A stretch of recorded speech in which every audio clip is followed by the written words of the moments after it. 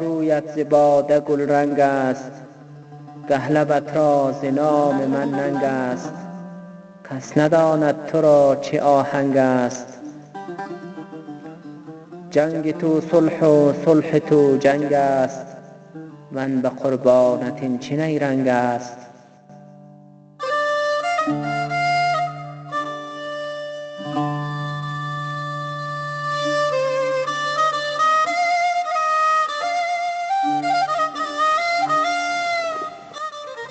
ای جمال تو رشک خلد برین، عارضت ماه و گیسویت پروین.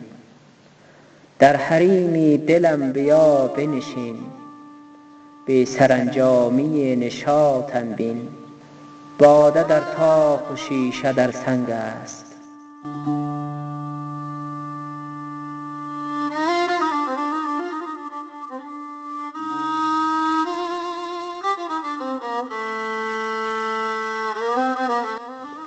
گرچه پیش غم تو منفعلم.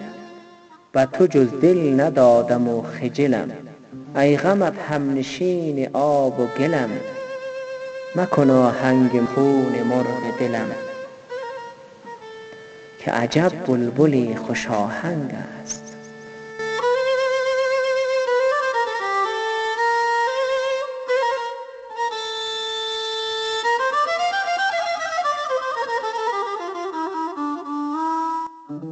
سرو را بی تو جستجو کردن، یا گلی را به جز تو بو کردن.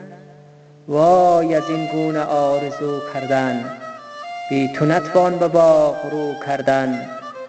گل پریشان و غنچه دلتنگ است.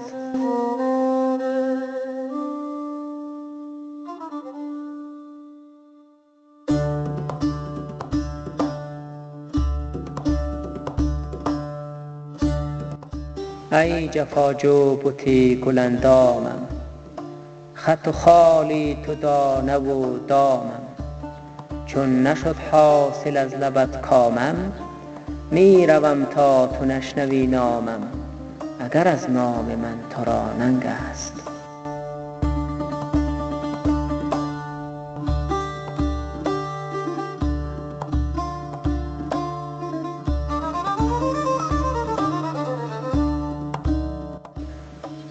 یار چون هست شعله خو واقف، شد ندیم از غمش شمو واقف.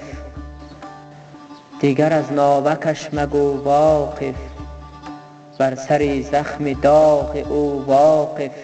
در میان دل و جگر جنگ است. دکلماتور محمد رضا زهین.